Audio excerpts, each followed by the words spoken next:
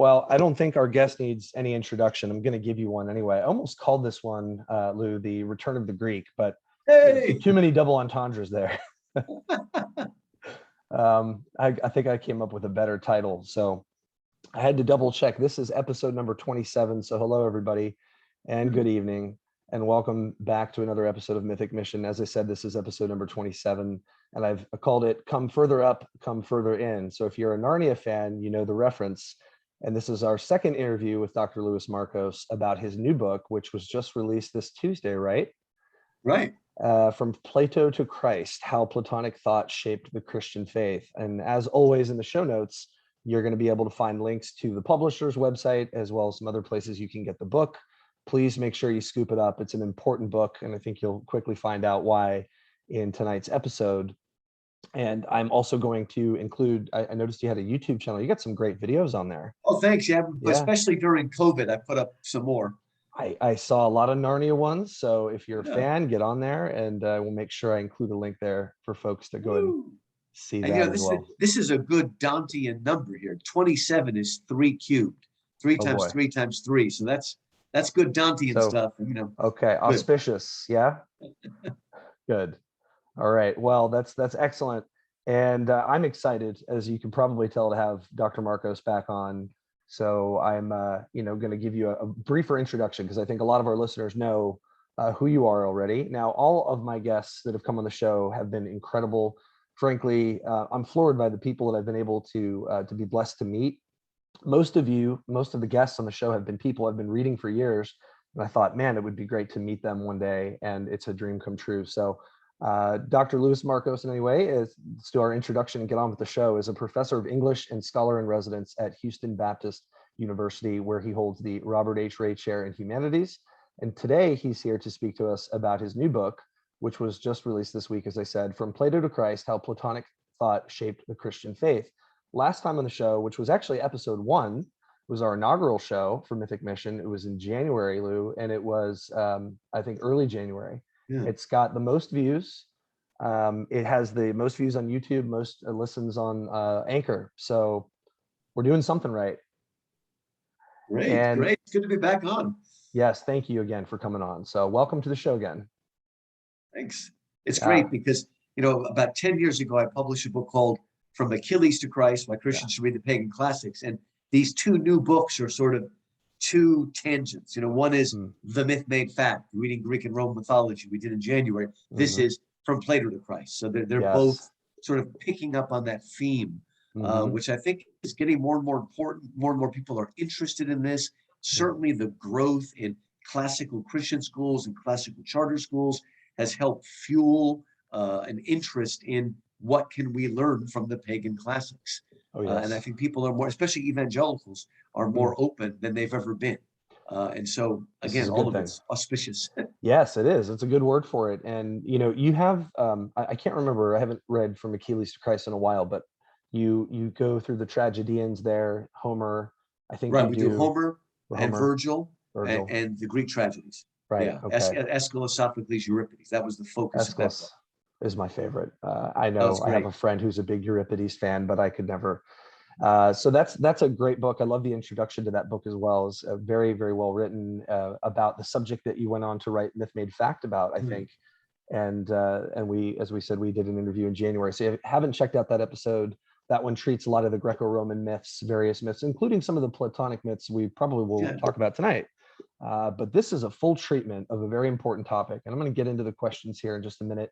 And I know you've had a chance to look at them, so I think folks are going to like what we have on the table for this evening. So I'll just do a little preface here first for my first question, which is essentially, why did you write the book? But here's just a brief thought that I had to get us started. So I think it's an important book. I finished reading the whole book for the record. Wow. Yes, I had the free time to do it. I was able to cover. Obviously, it needs a few rereads. It's a very good book. It's an important book, I think, for both Christians and non-Christians. So, in Plato, I think non-Christians can see general revelation on display pretty clearly here.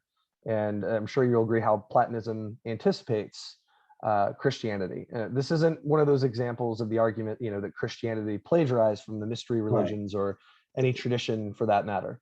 On the other hand, for Christians, it's an important book, I think, because in light of scholars who I appreciate, like N.T. Wright and John Walton, who does a lot of Old Testament scholarship, who are kind of critical. I don't think you mentioned that, but I'm going to mention that.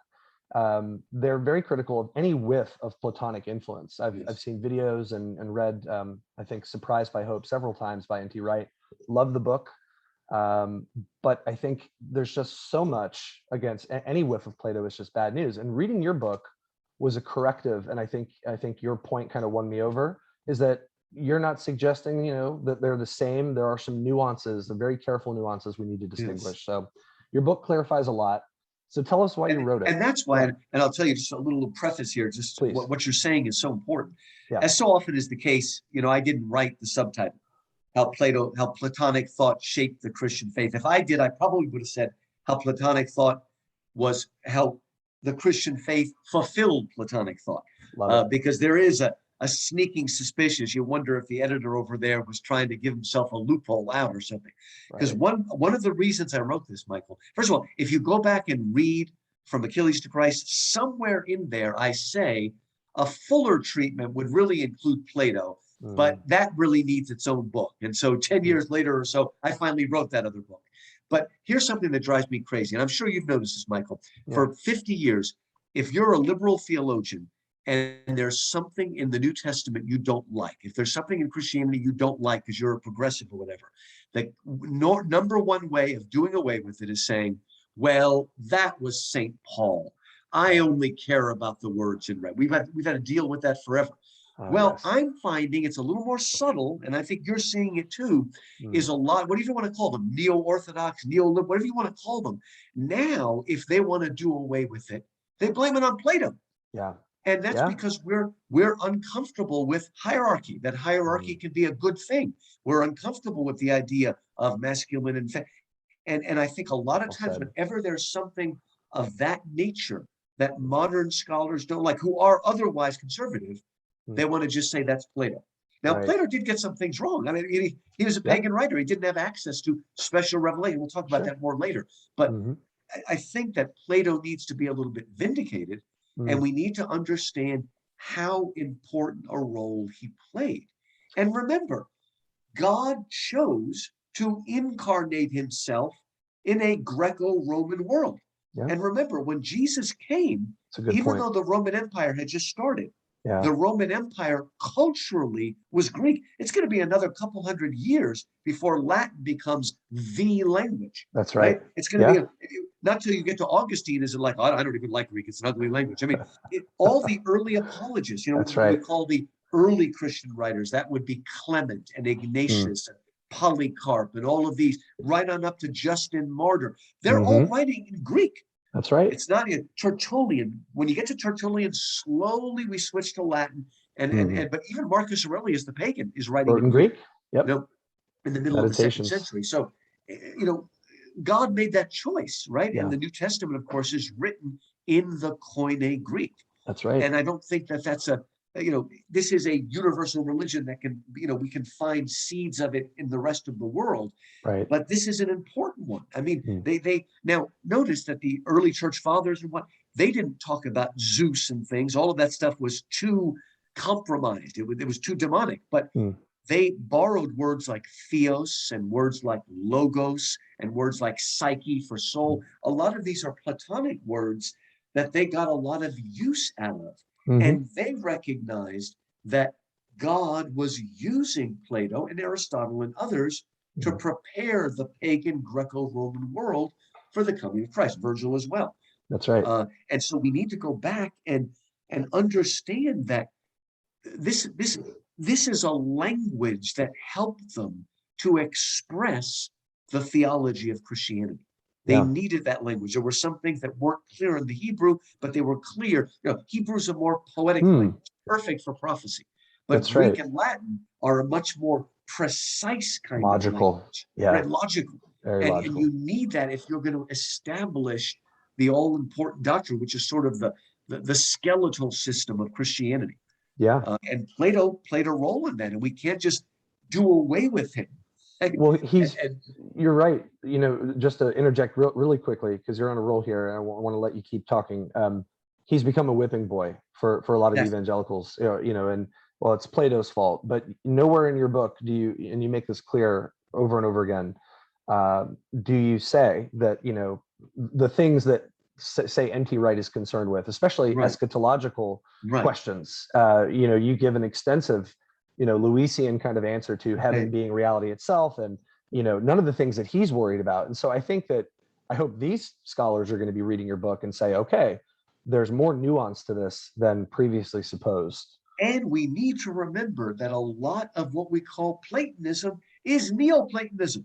Right. Plotinus, that's what Augustine didn't read. First of all, Augustine didn't know Greek, very little Greek. He didn't That's like right. it. And Yeah. by the time we get to Augustine, all he's got is a little bit of Timaeus and a Latin translation. So what he's talking about is not Plato, it's Plotinus, Porphyry, these sorts of people, many of whom are much farther away. I mean, again, very good point. Yeah. We've come to convince ourselves that Plato had a terribly low view of the body. Now, he did compared to Jews and Christians. Sure. But that really, really low view is actually coming later in the Neoplatonists. Those are the people. But even the Neoplatonists, St. Augustine learned from them anyway. He learned about the Logos. Right. So we want to go back and see what's actually in Plato. And exactly. Again, there are problems. And the funny thing is the worst thing in all of Plato is the whole ridiculousness about the community of women, which a lot of progressives would probably like to do right now. Yeah. So, and anyway, right now, the people that are the most progressive now are the people that are anti-body, right? Because they're saying that my physical body has nothing to do with my soul. That's a good point. This is the whole transgender idea, is the idea that my body is just a sort of arbitrary covering, and the real me is whatever I think I am at the moment. Wow, that's very profound. So in some ways, they found the few bad things about Plato, and they're picking up on it. How interesting. Plato, and remember, Plato is important not only for theological issues, Michael. It is important. We'll talk about this for the whole idea of spiritual growth. Oh, I couldn't agree more. My original title was From Plato to Christ, Ascending the Rising Path. And that's a chapter title, That's kind of neat. But that's a chapter. But that was, to me, there are some theological issues here, but it's about living the Christian life and growing and moving forward. And you know what? It's kind of crazy, but part of the problem is St. Paul, couldn't he have thought of a better word than the flesh for the sinful nature? Yeah. Because it still confuses people. Yeah. Is it sarx? Right? Is that the word he uses? Yeah, sarx. I think. I mean, if you understand Paul, you understand what he means. But a lot of people, I think, he means your skin. Yes. And of course, he doesn't mean that, because he couldn't believe in the incarnation. It was the Neoplatonists and the Gnostics who couldn't believe in the incarnation because they thought the body was inherently fallen. And that's not really what Plato is saying. No, that the body's inherently fallen. That's not really. That's what the Gnostics said, not Plato. That distinction right there is very important. I think, and I'll be honest with my own self, I haven't read a lot of the dialogues, whether the early, middle, or late dialogues, especially Republic, in probably at least 5 years, maybe more for some of them. And I think one of the problems is that people just aren't reading Plato carefully enough.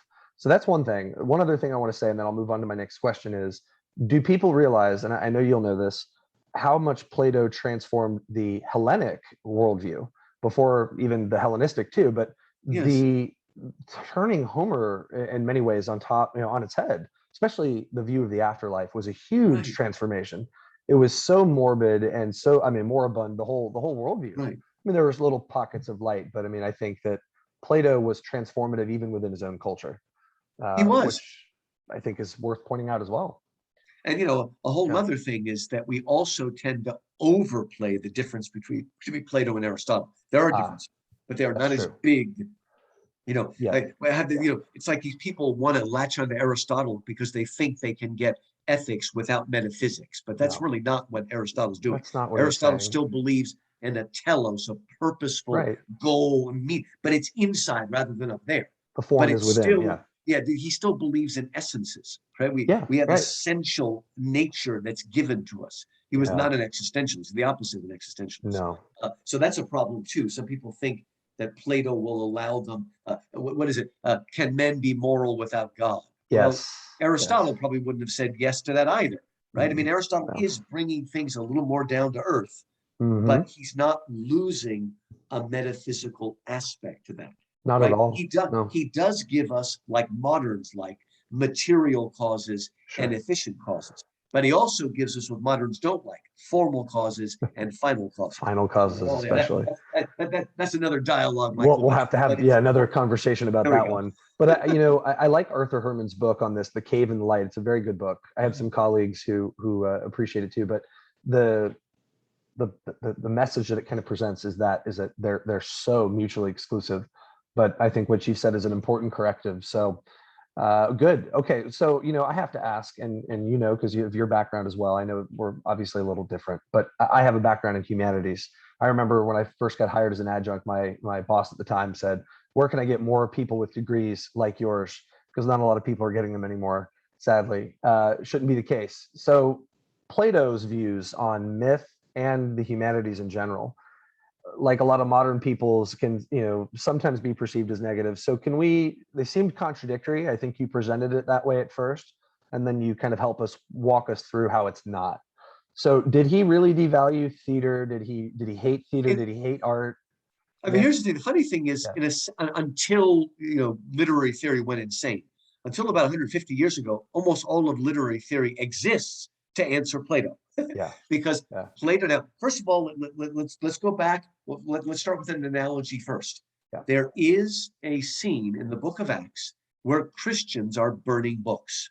Okay, go back and look at it. They are not burning copies of Plato or Homer or Aeschylus. They are burning books of spells, actual demonic books that have spells for controlling the spirits. It's very clear, and it's amazing because those books were all laced with gold, so it was very expensive. Okay. Plato does give us some kind of censorship, but we need to understand he is not censoring, Tom Sawyer and Huckleberry Finn or Flannery O'Connor or something like that. Right. He is censoring because Homer, first of all, Plato loves Homer. Plato is always making small mistakes when he quotes Plato because he's always quoting from memory. It's clear, Homer. It's clear he has most of Homer memorized. He loves Homer. He never stops mentioning Homer. But we need to understand that Homer is teaching stories about the gods that, if they're true, are going to lead to sort of a kind of chaos, a sort of moral, ethical chaos. Right. And so what he's doing there is he's censoring not literature as literature, but literature that he's afraid will lead people astray into a false understanding of God and therefore a false understanding of morality. That's why Plato and Socrates before him is moving towards monotheism. It's not exactly that he's somehow met Yahweh, the God of the Bible, but he's understanding that if there's a God, he must be the standard of goodness, truth, and beauty. And so that's why I think it's often permissible to put God with a capital G when Plato's talking about a God that is clearly outside and all good and often all knowing as well. But it is true that he's trying to create his republic. And in book 10, that's the last book of the Republic, he says, we got to kick the poets out because they are leading people astray. And he's particularly thinking about either the tragedies that are being presented, but he's also thinking about orators who are publicly presenting Homer or the tragedians and speaking. And he's afraid, his fear is that the arts are taking us away from the forms. See, right now, a tree is in a sense an imitation of the perfect idea of the tree, treeness with a capital T, right? But if I write a poem about a tree, then that poem is in a sense an imitation of the tree. So it's an imitation or an imitation. It's twice removed from the form, from the source. And so he was a little bit nervous about that. And he was also nervous that a lot of the tragedies and orators were playing to the more irrational, overly emotional part of the citizen and might sort of lead us astray. The closest thing would be Christians that say, we've got to stop allowing our young children to play violent video games because it is going to, what's the word I want? Desensitize them to violence or watching incredibly violent movies and things. I think that would be a better analogy to today. Censorship, yeah. It's that kind of a censorship that's kind of do it. But, it's amazing because, okay, there's two ways to answer Plato, and they're used by everybody from Aristotle to, what's his name, to Cicero, to, Horace, to Sir Philip Sidney, to Percy Bysshe Shelley, Pope, Dryden. There's two ways to answer Plato. One way is to say that Plato, you got it wrong. You should have read your Aristotle. When I'm a poet and I'm imitating a tree, I'm actually trying to go back to the real tree. That poetry is trying to imitate the ideal. Okay. The other way of answering it is just to say Plato's the greatest poet who ever lived. And in some ways he is. He is a great poet because after he finishes his dialogues with his systematic philosophy, then he jumps to a myth. And by the way, myth and allegory is basically the same word. Allegory of the cave, myth. They're all myths or allegories. Exactly. And what does he do? He takes the philosophy and he incarnates it or embodies it in a myth. And I compare it sometimes to Paul, who is, Romans, the infamous Romans 9, 10, and 11. You can fight with your Calvinist friends all day about it. But when he states something that I got it too, and then he says, "Oh, the depth and riches of God." He breaks into what's called a doxology, and he loses himself in basically poetry. Yeah, he loses himself in that. That's right. That's what he does. And the part about Plato that in some ways is most troubling, and I spent a lot of time on it, is that he seems to believe in reincarnation. Yeah. But the odd thing is that the only place where reincarnation comes is in the myths. Right. Reincarnation is not in the other stuff. And the only thing that sometimes creeps into the philosophy is the idea of the pre-existence of the soul. But that in and of itself could be put together with Christianity. It's possible our soul existed in heaven briefly before it came into our body. I personally, what I think is, rather than our soul pre-existed our body, I believe that in the same way that we participate in the fall of Adam, in Adam's fall, we sinned all. Right. I agree with that, right? What we call original sin. But you know what? If we participate in Adam's fall, then I believe we must also participate in the brief period when he was in the Garden of Eden. So I believe we all have an prenatal or antenatal or prenatal memory of Eden. That's why we believe the world should be better than it is, even though it's never been better than it is. So what I'm saying is that part of Plato can be easily rectified with Christianity. Well, I can see that. And that just reminded me of a letter that Tolkien wrote to his son, I think, Christopher. And he says, I think letter 89, somewhere around there, he says, we're all longing for Eden. Our souls are constantly soaked with it. And I always loved that way he used that word soaked. It's so true. And that's a great way to kind of argue that. And we're not going to, split hairs about theology tonight, but I know some Christians listening might, have questions about pre-existence of the soul and, is immortality an innate quality or is it contingent and conditional? And, these are other questions, but I'm not skirting around them, but if you want to talk about them. We do need to be careful. And, thank God for N.T. Wright reminding us of what Christians have always believed, that we will have a resurrection body. But remember, there will be a brief period when we are unclothed. I mean, unless you're raptured, right? There's going to be a brief period when our soul and body are separate. And Lewis says that's why the two things that scare people the most are ghosts and cemeteries. Why? We're afraid of ghosts and dead bodies because it is unnatural for the spirit, the soul and the body to be separate. So, our final destiny, eschatology is, in our resurrection body, but there will be a place, Paul talks about, we'll be unclothed and we'll be yearning to be reclothed. So if there's going to be a brief period before the soul is reunited with the resurrected body, perhaps there was a time before there. And I think that's well said. And I think that's a very good way of explaining it. So that's why we've got to be careful. As a conservative, of course, I love John Locke, but he also got a lot of things wrong. We need to be careful because sometimes as conservative Christians, we are also capitalists. And I do believe in the free market, but we may go too far. And so we worship John Locke. Well, John Locke said that there is no such thing as innate knowledge. We're born as a blank slate. I'm sorry, that's not true.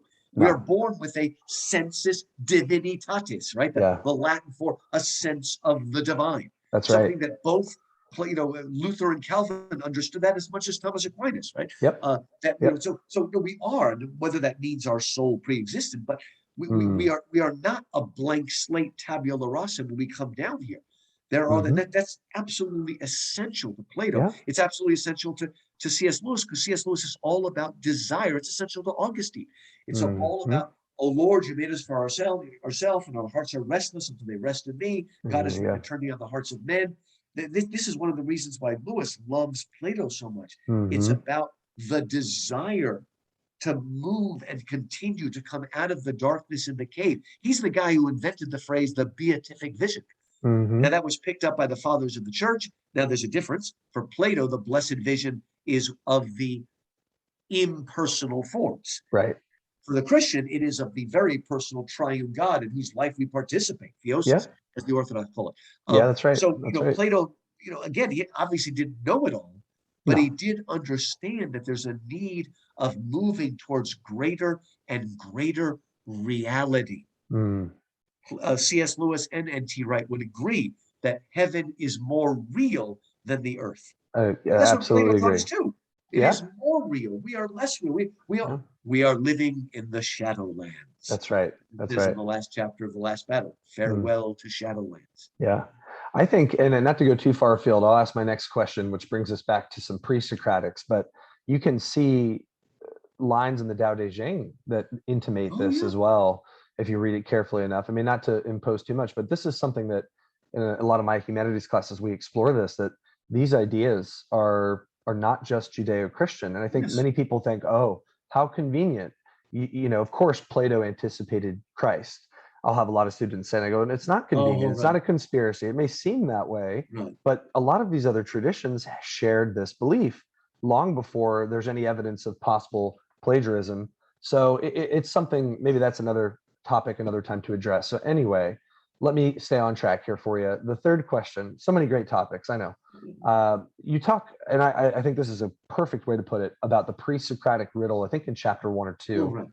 And just for people that aren't aware, the pre-Socratics, people who were philosophizing before Socrates, could you tell us exactly what this pre-Socratic riddle was, how Plato solved it or resolved it, and then how that still left some things unresolved, because I think it ultimately points to Christ. It does. I mean, this is one of the things I love. Okay, you've got different schools of pre-Socratics. On the one side, you have the famous guy, Heraclitus, who gave us that phrase that you'll often hear repeated, you can never step in the same river twice. Right? Everything is in constant change.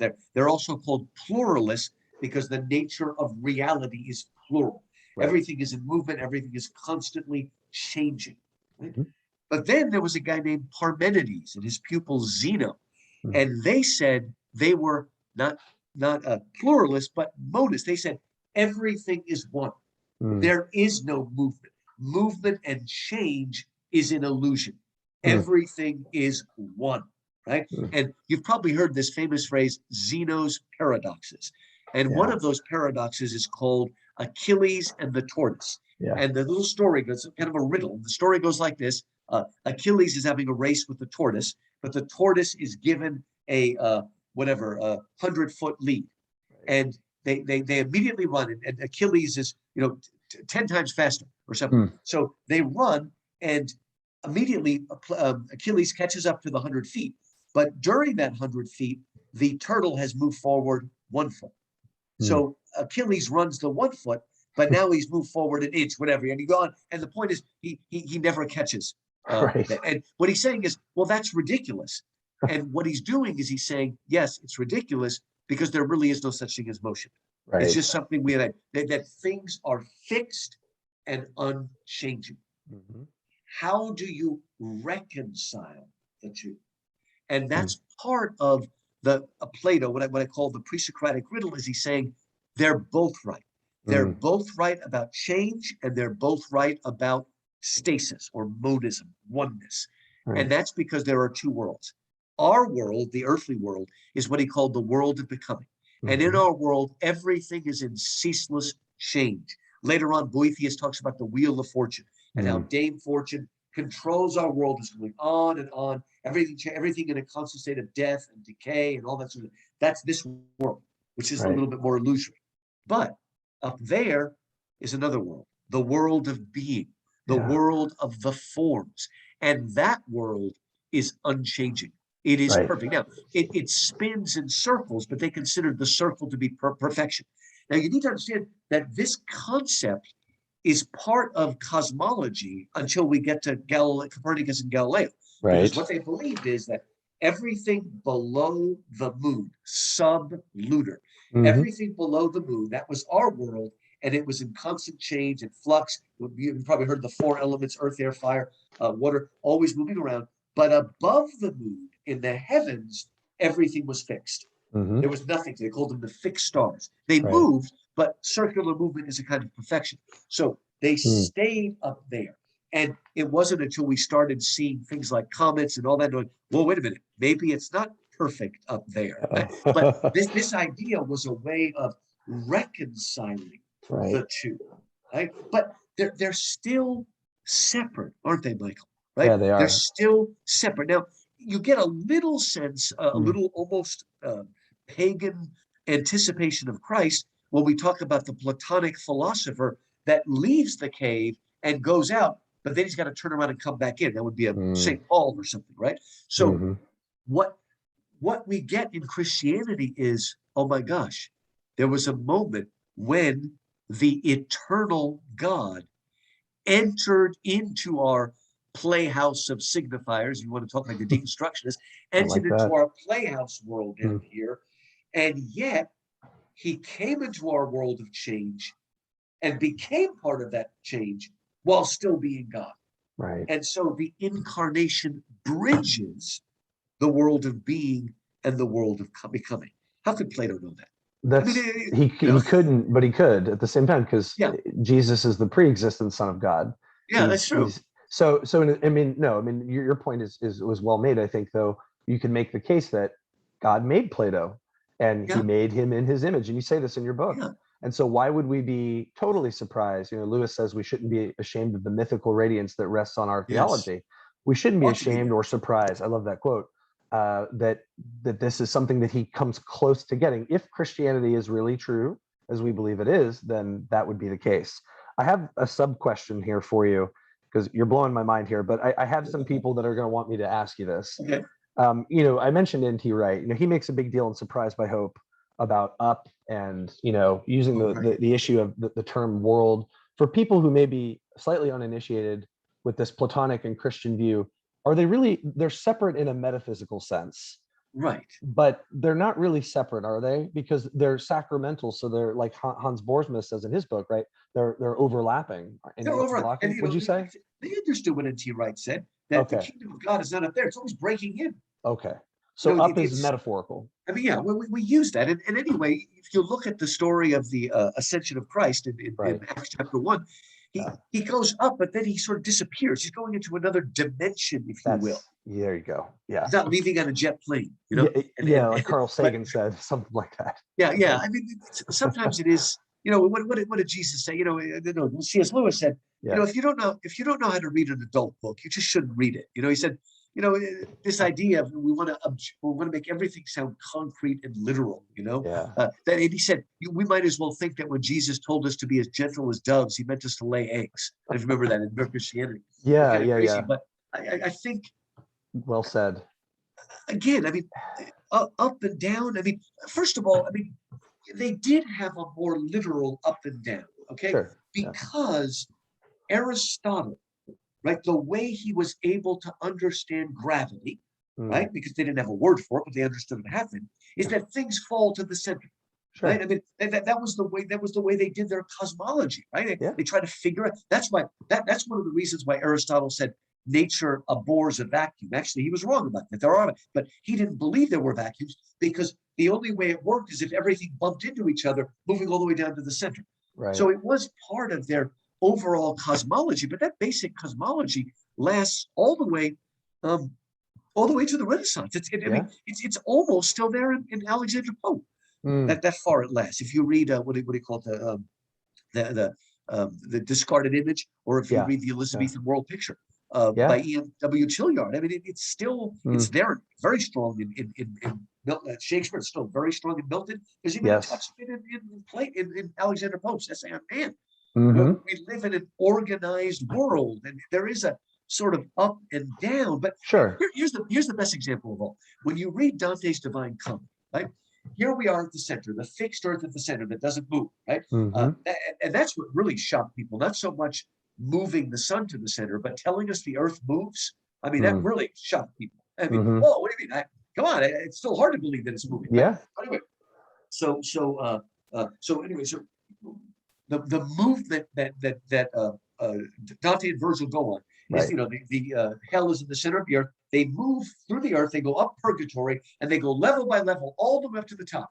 And when they get to the very top and look again, they realize that actually God is at the center and everything is revolving around him. So everything is flipped on its head when you get to the end of it. It's like, whoa, that's sort of wild. That's mind blowing. Yeah. It's really neat. It's just sort of like when Dante and Virgil are climbing down Satan, and when they get to his belly, suddenly everything's upside down, and they see two legs sticking in the air. They've reached the center of gravity. They don't have a word for it, but they've reached the center of gravity. So that's right. Sometimes That's very mind blowing. Sometimes we make fun of people. Here's my best example. Okay, people laugh at the medievals because they believed in the phoenix. If you had never heard of a butterfly, and I explained to you how this worm-like caterpillar thing puts itself in a sac and changes into a butterfly, you would think I made that up too. Absolutely. There are wonderful things in this world. That's well said. Yeah, that's very well said. And I think people need to grasp too, Lou, don't you think, that when we say something is metaphorical, we're not dismissing it as, oh, it's not true. It's just a metaphor. No, Lewis says something like, we're free to try to restate our theology without metaphor, but the reason we don't is we can't. It's impossible. So metaphors are still true. They're just, it's the only way of saying what needs to be said. So I think that will help people, and the Dante example and the butterfly example too, to help people understand this little side tour we took. So thank you for. It is important. I mean, it's so easy to have chronological snobbery. Yes. And think we got it all right. I mean, has the world produced another genius like Plato or Aristotle or Augustine or Aquinas or Dante? Or, what's going on? And I don't know. It's just, of course, now we're in big trouble because pretty soon they're going to say, "Oh, the ancient Greeks had slaves, so we can't learn anything from them." Yeah, I mean, we're getting very close to just complete insanity, and then of course we can't learn from anybody. No. No. We're gonna eliminate education itself. So let's hope it doesn't get to that. Well said. So my fourth question for you is to start talking about, and you can talk about whatever you'd like, because there's so much in your book that is worth exploring. I've written a few jotted a few notes down, but list some of the ways Platonism is compatible with the Christian worldview.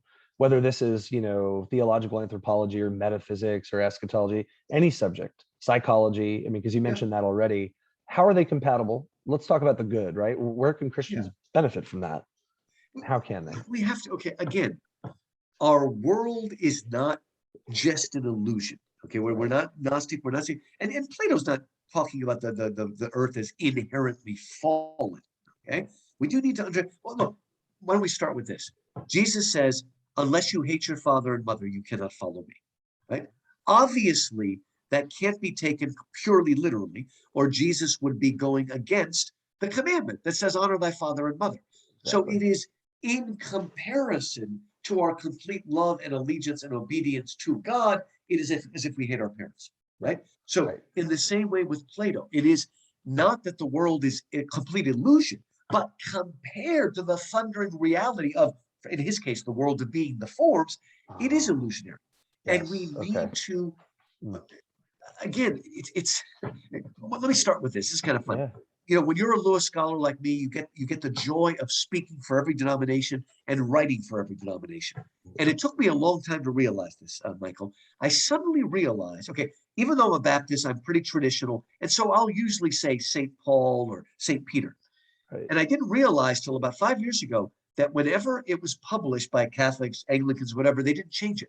But whenever it was published by an evangelical or Baptist magazine, they would change it to Paul the Apostle, Right. and I'm sorry, no, Augustine of Hippo or Paul the Apostle, right? Because we're not supposed to believe in saints, right? Now, look, Michael, the Bible does say we're all saints, okay? But I'm sorry, the real reason why American Baptists, myself, evangelicals have a problem with saints has nothing to do with theology. It has everything to do with, are you saying you're better than I am? Oh, you think you're more spiritual than I am, buddy? I mean, we don't do that anywhere else. Okay, we understand that there are certain people that are better in music, better in sports, better in this. There are some people that are closer to God. That doesn't mean it's a works religion, okay? No. But we do grow, and there are people that I don't know. I haven't met your wife yet, but I'll bet she's pretty intuitive to spiritual things, just looking at her picture and stuff. That doesn't mean she's a better Christian than someone else, but she's more intuitive in what God's Spirit is doing in people. Right? But I don't know why that just it bothers evangelicals. We think, oh, it's hierarchical. Now, of course, here's the funny thing. Strange. Michael. We do have saints. They're called Wycliffe Bible translators. Okay. That's Baptists do have saints. Missionaries. Oh, we bow before the missionary. We love them. They're great. Okay. But I mean, what we're getting at here is that we have to be careful that we don't equate spiritual growth with some kind of prideful works religion. Right. It's about growth. Now, lately, over the last 10 or 15 years, you are seeing more and more evangelicals looking towards spiritual disciplines. What was that guy's name? You know, I'm talking about that. The spiritual disciplines and all are coming back in a way. Think of his name. Yeah, it's out of my mind. You know what I'm talking about. I do. And more people. It's a little bit Dallas Willard and the other people that follow Dallas Willard. There's another word for it, but I can't remember. But anyway, but Renovari, that's it, Renovari. That slowly, we are starting to understand that. But that it is a discipline. Yes, we are saved by grace, by faith. God wants us to grow closer to him. And Plato helps us to understand the difficulty of turning away from the shadows on the cave wall and trying to look more towards reality. And we need this, Michael, because we have been browbeaten as Christians into thinking that it's the quote scientists and the materialists that are all about reality, and we're living in a world of illusions. No, thank God for C.S. Lewis to remind us that reason, true reason, is on God's side. Heaven is the real place. Heaven is more real than the earth. Why do we? This is Miracles by C.S. Lewis. Why is it whenever we talk about heaven or God, we always use negative language? We are corporeal. God is non-corporeal. God is transcorporeal. He's transpersonal. Heaven is more than, not less than.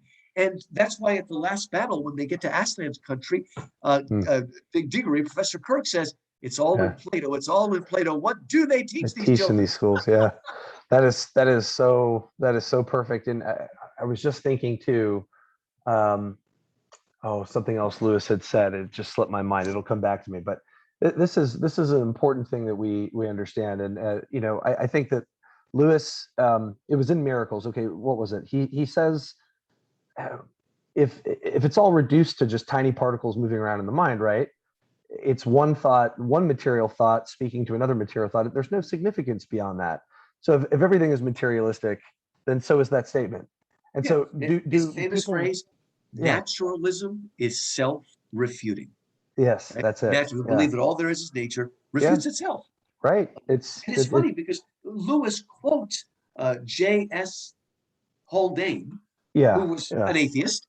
And it's really funny because a lot of times these atheists, or whatever you want to call them, secularists, they come along and they admit to these things, but they still go on to believe they're it was Hume, biggest atheist of all. Hume said, you can't get an ought out of an is. Ha ha ha. Well, then why are you teaching anything? I mean, they'll sometimes admit it, but they won't follow the implications of what they say. Cognitive dissonance. It's bizarre. I think as we continue to talk, maybe some other similarities will come up, because I was intrigued by the charioteer myth and about the psychomachia and soul warfare, and it did remind me, and you go on to point this out, because I just did an interview with Dr. Michael Ward recently, and his guide After Humanity, and Lewis and the Abolition of Man talks about how the head rules the belly through the chest. Yes. Plato pretty much says this with different That is Plato. language. That's Yeah. yeah, that's it. I mean, so there are things like that people don't realize. I mean, almost 4 centuries before Christ, we're Yeah. getting these ideas that are later just expounded in the Christian worldview and then picked up later even by Lewis. So there's a you could say that Freud, the atheist Freud, comes along and secularizes the charioteer by giving us the id, the ego, and the superego. It's the same thing in Plato, but he has materialized it. Just like Karl Marx took Christian eschatology and made it completely secular and material and ripped us away from whereas Lewis realizes the true spiritual aspect of it and draws it out in the abolition of man and other places. It's this tripart idea. And the way we imagine it usually today, how many times have you seen a cartoon where Donald Duck is trying to decide what to do? And a little angel duck pops on one shoulder and a little devil duck. That's the psychomachia. We're going back there.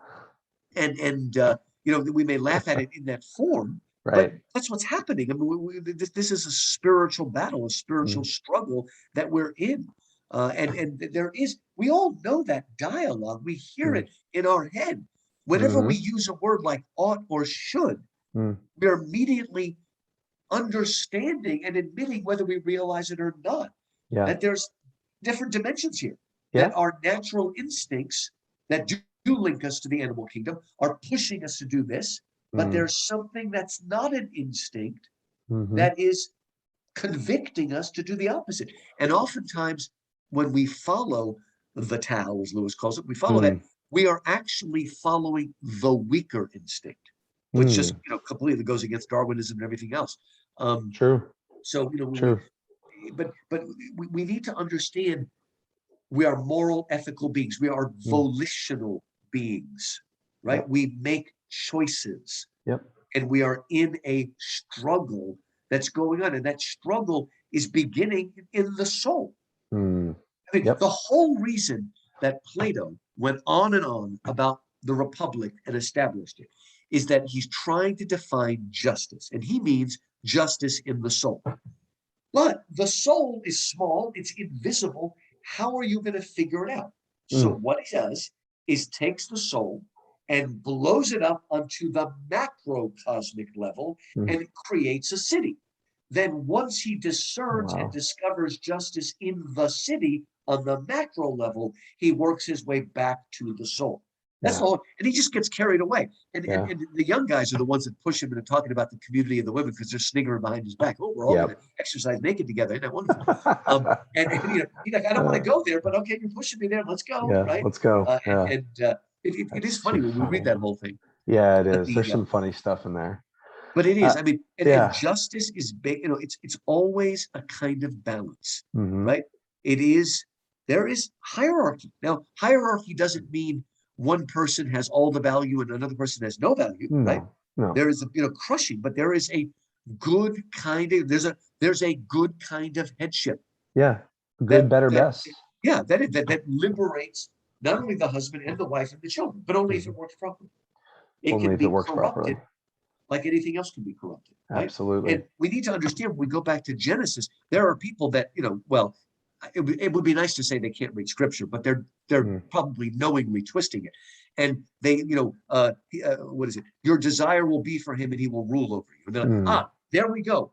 That's headship. Headship is part of the fall. I said, no, you don't even know how to read scripture, okay? Right. Everything that happens there is a curse in which a previous blessing is going to be corrupted, right? So, man, we were meant to work in the garden. Okay? We were not aristocrats. We were meant to work. Yeah. The curse is now you will work by the sweat of your brow, right? There will be weeds and St. Augustine grass, as we call it down in here, grass that grows sideways, right? The woman, apparently there would have been some pain in childbirth, but I will greatly increase it. So headship is not the fall. It is a perversion of the proper headship and submission that Paul talks about. So good clarification. Is our problem. We want to explain away anything that we don't like. Including explanation itself. Yeah, that's very good. Yeah, you've explained explanation away. You're right. That's in the abolition of man. Yes, if you see through everything, then you're basically blind. Yes, exactly. I love that To see quote. through everything is not to see at all, which is the very last line It's of just Abolition baffling. Man. Yeah. And Michael Ward talks about that's kind of a downer way to end the book. He's like, it's kind of a pessimistic book, he says. Yeah, a little bit, but it sure is a great quote. I mean, it's cracked open a lot of minds in my classrooms, let me tell you. Yeah. So some differences, some of the, I know I don't want to keep you past the hour too long, but I hope we can get through these questions. Just two more. But the incompatibility, there are some things toward the end of your book before you, or the first part of your book, that you say there are some things Plato gets wrong.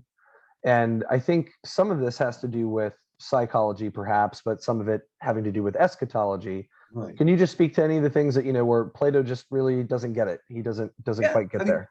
Again, first of all, he just cannot understand. A lot of Christians today still think we're a soul trapped in a body.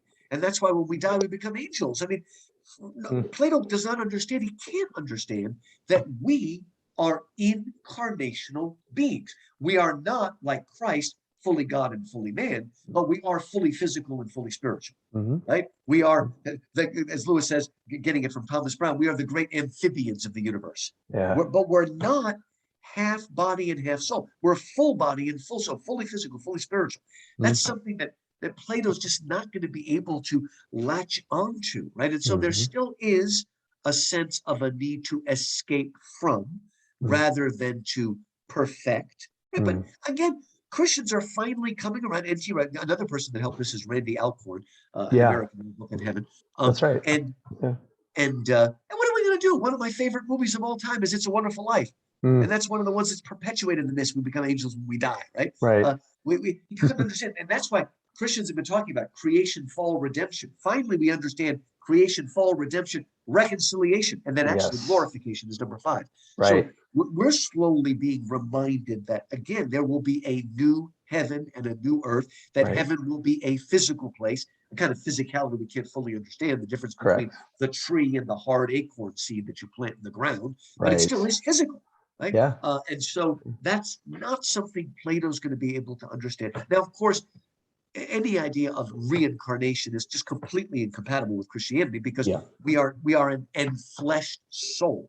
But again, it's Boethius will pick up on this later in the Consolation of Philosophy, and he won't say literally that we can become an animal like in some of Plato's myths, but he talks about it allegorically. We act a certain way, we become like a pig or a lion or a fox or something. That's right. There is a spiritual truth to that. He draws on the Odyssey. Yeah, the Odyssey. When the Circe turns the men into pigs. That's right. Yeah, right. And he uses that as a metaphor. He's not saying I believe in it. And anyway, most of the stuff about reincarnation, Plato's getting from Pythagoras. Right. Pythagoras is really the one that gives us our cosmology that we talked about before. Huge influence that Pythagoras had on Plato. And Pythagoras is also a pre-Socratic. That's right. Yeah. And yet look at even Pythagoras. Okay, again, reincarnation is incompatible. But you know what he said? We keep coming back again and again until our soul has reached such a state of harmony that we can hear the music of the spheres. That's the music that the universe sings. Yeah. And then we become part of the universe. Yeah. And that's another thing. I don't think Plato could fully, because remember, heaven is incarnational, by which I mean, in heaven, we will be one with Christ, but we will still be ourselves. So Christianity knows nothing about the one soul. We don't lose ourselves and become God. And yet we are participating in the dance of the Trinity, but we're still ourselves. Those ideas are very difficult, I think, for Plato, for even people today to really understand. Well, and I think Bergman's book, where he has a diagram of symbolism, and he might mean allegory by this, I don't know. You know how confusing those words can be. And then sacramentalism. And I really got a sense from your book, too, that Plato was a sacramentalist before it was cool to be. He talks even about Edward Pusey's sacramental union between type and archetype. You get that sense with him resolving the pre-Socratic riddles. So I can see where that's hard for people, where I mentioned that to bring it back to theosis and being one with Christ without being one. We're not, it's not monism. It's not pantheism or, we're Brahman. we're not, yeah, like in Hindu, we're Right. a drop has been dropped in the ocean and lost. Exactly. This is not, I mean, ultimately, moksha or nirvana means you blow out the candle flame. It's Yeah. gone. It's gone. That's Yeah. not, that is not, compatible with Christianity. No. But Plato, like I said, I mentioned this quickly again, that during the Latin Middle Ages, the Greeks and Byzantium never lost Plato or any of the Greek stuff, of course. But in the, the Western Middle Ages, they lost Plato. They lost Greek pretty much as a language. And all they had was a partial translation of the Timaeus in Latin. But the wonderful thing is, if I'm God and I want one Platonic dialogue to remain, it's the Timaeus. That's the one, even more than Republic, that comes. I mean, it's, again, the Bible is absolutely unique in saying God, in the beginning, God, that God created the world ex nihilo out of nothing. That's right.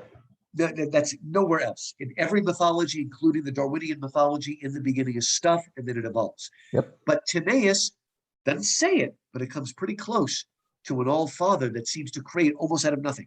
It's the closest of any other ancient book in the world that I know of. And it also has a little bit higher view of the body.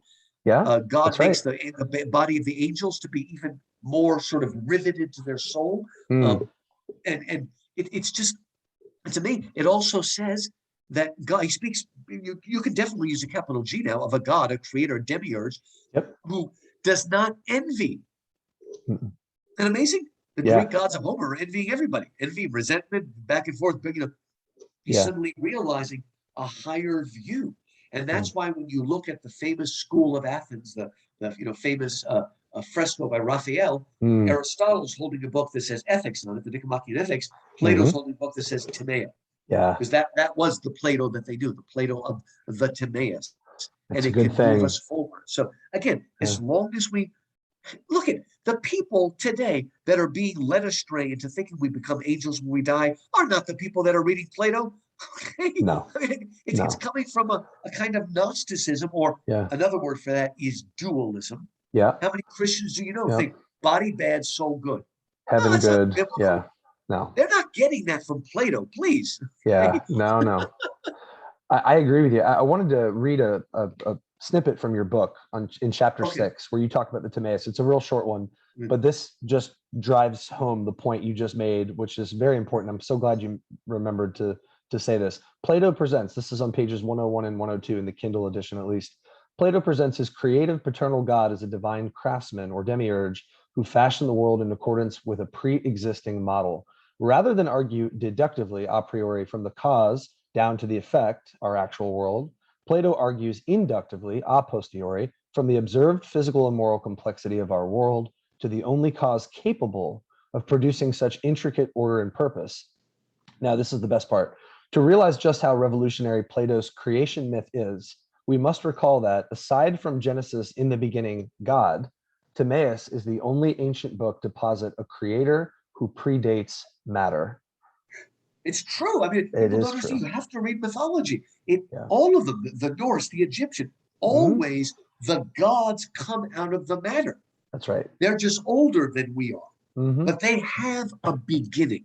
In other words, they're like Tolkien's elves. They are immortal, but they are not eternal. Right. They had a beginning, and their life is tied to the life cycle of Arda, of the earth, and they will pass away. That's why death is actually the gift to men, God's gift to men, because we will escape the cycles of this world and move beyond to where God is. It's, I mean, and you may think I'm making it up. It really says that this God created the world in accordance with his one divine being. What the heck? That sounds like, can't make and that apart up. from it, nothing came in. I mean, this is, where is he getting this from?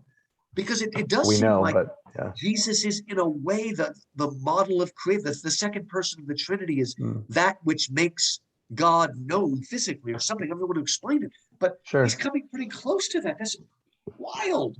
It's out of this world. I mean, and I shrugged my shoulders a minute ago just because I know some people are listening and think, where did he get this from? And then I remind myself, Christians know the answer to this. And this is what makes your book so compelling.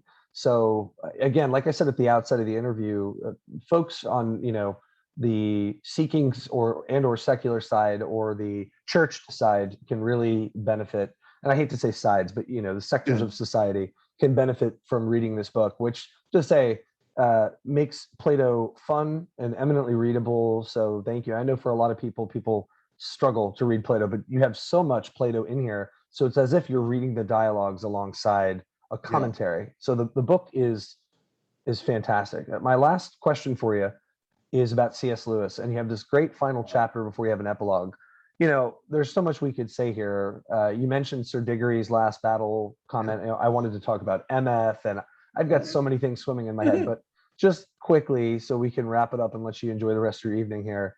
You know, Lewis was a Platonist. He was, and you say this in your book. How do you put it? He was a humanist, a humanist Christian, or right, was humanist Christian, right? Right. Okay. You know, how did he reconcile his beliefs with what do we need to know here about Lewis and Plato? I guess is the real gist of the question. And it is, and what do you know, think? in addition to heaven, the whole idea of desire in Lewis, right? The desire that's implanted in us, and we are on a journey. We're trying to come out of the cave. I love Lewis because he talks about becoming a Christian is waking up. Yeah. Okay. Yeah. Not being woke, thank God, but waking up. Everybody else, you're a Christian now. You just turned your mind off, and you're saying, no. Now you are actually awake. Christianity is about reality, but hard, knobbly reality, as he likes to say. And, you know, again, it goes back to Plato. It goes back to understanding, again, we talked before, that psychomachia, what's in there in the abolition of man, and what we're learning from that. And also just a simple, used to be an essential element of philosophy until philosophy went bad. First of all, modern philosophy shouldn't even be called philosophy, because philosophy means love of wisdom. And they have no love of wisdom, because there can be no wisdom if you live in a purely material, naturalistic world, because there is no wisdom outside that is a standard. Okay? Human opinion, right? Lewis, you know, and you know, in Surprised by Joy, one of the things that started Lewis on the road to faith is when he heard one of his colleagues and one of his students, and they were talking about Plato, and he said they were talking about Plato as if it mattered, as if reading Plato could change your belief or your behavior. Imagine that. To me, Socrates really invents philosophy by uniting metaphysics with ethics, and then Plato did that as well. The two have to come together. They can't be separated one from the other. But anyway, so Lewis is on this journey, and he. The other thing about Plato, okay, I'm sorry.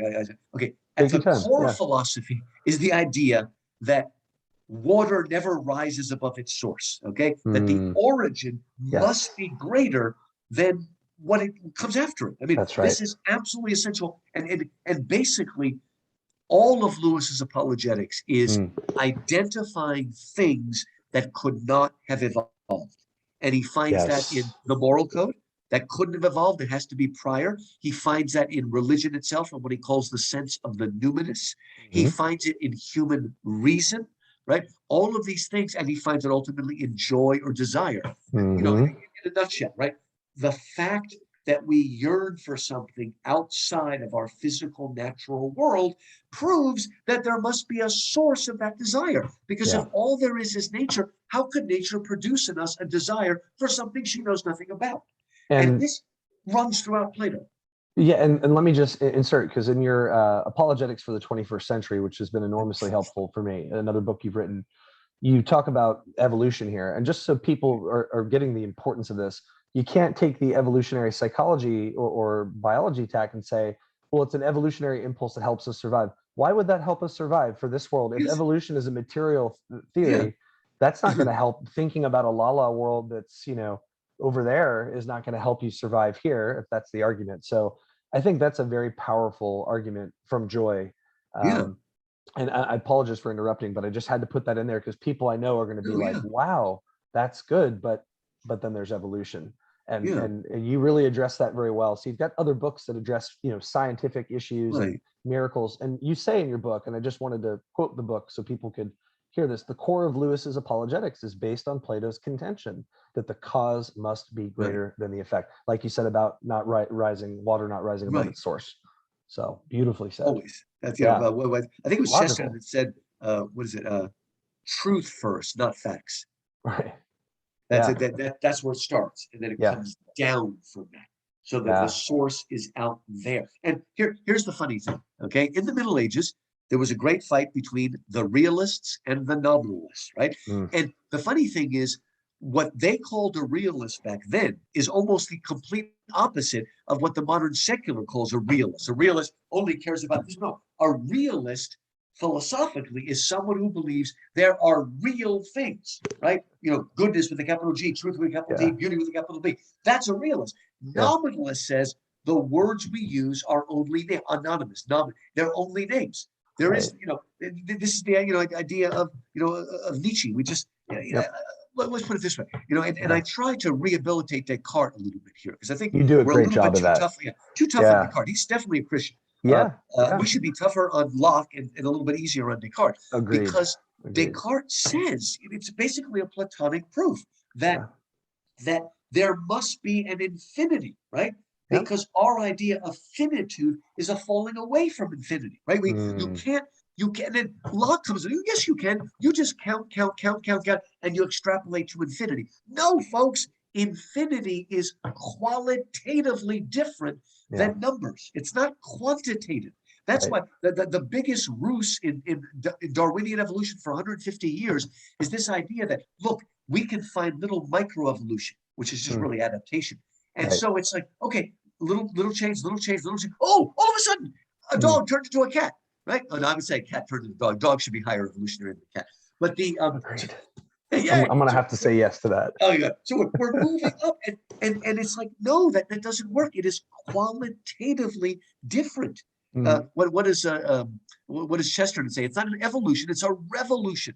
Human consciousness, human language, human art. All of these things have nothing in the animal kingdom.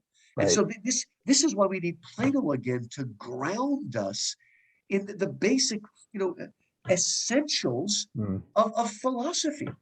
Again, the cause has to be greater than the effect. And isn't that amazing the way you worded that we need somebody the caricature for many people, that the guy whose head is in the clouds is going to be the one, and it's not, but that's the funny part about it, is that this is the guy that's actually going to ground us. And I love the point you made about medievalism, or the medieval, worldview, about, its desire to unify and to see that the real is that there is the world of becoming, but there's real things. It's not just mere opinion.